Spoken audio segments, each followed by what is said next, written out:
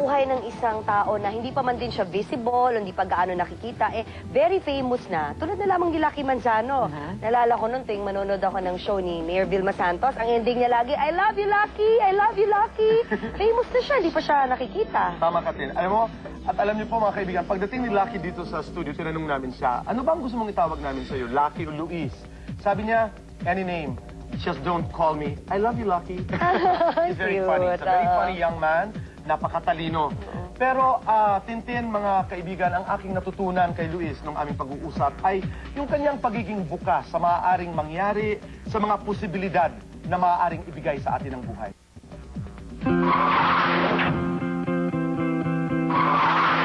Siya si Luis Philip Manzano, o mas kilala bilang Lucky. Isa siya sa pinaka-hottest na heartthrob ngayon. Bata pa lamang ang anak nina Edu Manzano at Vilma Santos ay kilalang-kilala na ito ng publiko kahit hindi pa siya nakikita. Celebrities man ang kanyang mga magulang, nagampanan nila ang responsibilidad kay Luis. I guess everyday life. How was it like, everyday life, growing up? I never saw yung stars sa kanila.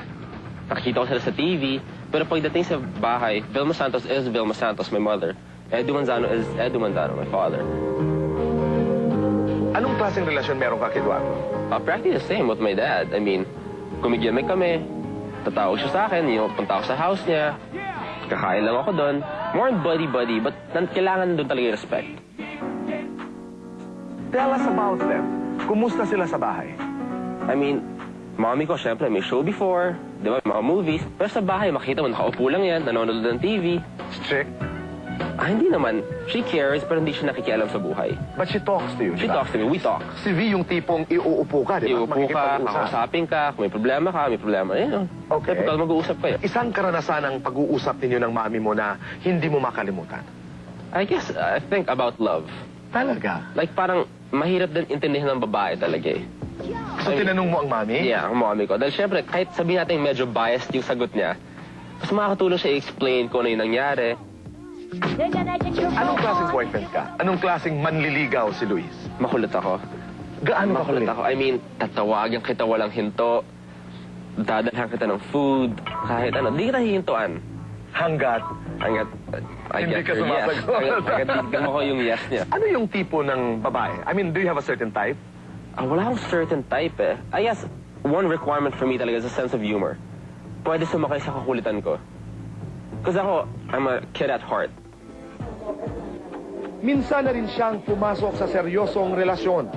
Subalit ito rin ang naging simula ng unang paghihiwalay. Yes, alam na lahat ng tao. I mean, what happened recently. What happened? My breakup with Nancy. I know. You were such a nice, lovely, I know, good a lot of people like us together. I know. Oh. I mean, kami and Nancy, we still talk every day. Practically every day. I mean, I'm not closing my doors to anything. So what went wrong? I really don't know. I mean, wala akong definite na sagot na mabibigay sa'yo. Umiyak ka? I'm not. Siguro umiyak din ako. Hindi pa man din siya pumapasok sa mundo ng showbiz, ay sunod-sunod na ang intriga sa kanya. In showbiz, mahirap maging mabait. Kahit gaano ka kabait sa tao, kahit yung tao, kahit gaano ka kagaling makitungo sa tao, meron at meron tao na magsusulat ng masama against you. Maliban sa kagustuhang maging independent, sa batang edad ay marami na siyang gustong matupad na pangarap. How are your parents coping with your trying to be I mean, independent? they have to understand. They have to cope with it na I am 21. But that doesn't mean na nagrebelde ako. That doesn't mean na, bahala kayo, 21 na ako. Anong gagawin ko? Gagawin ko. Of course, they're still there. But I mean, they would have to understand. Kailangan din pumasok sa utak nila na I am 21. Anong pangarap mo? As of now, wala pa talaga. Hindi yung masasabi. I mean, fads come and go. But plano, kahit pa paano, I guess. what do you want to be? I mean, saan? I want to be an all-around guy, actually. I mean, for example, put up a restaurant, then put up an entirely different kind of business. Yung different ventures talaga na papasukan mo. Bukod sa pagiging isang anak ng mga batikang artista, maraming hindi nakakaalam ng ibang bagay kay Luis Manzano. Sino ba talaga si Luis Manzano? Yes. Ang di nakikita ng tao, actually, is I'm a comedian at heart. Talagang gusto ko nagpapangiti ng tao. Never ako napapaupo lang. Kailangan nangungulit ako. Kahit sino makita ko, kakausapin ko. Yun, that's what people don't know about me. For me naman, the message to myself is, just keep doing whatever I'm doing. I mean, so far, wala naman nangyari masama or anything. People like what I'm doing, so just continue.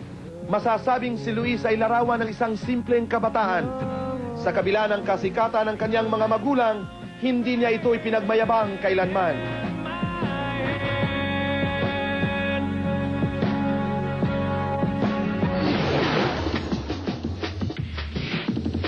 Mapakwentong artista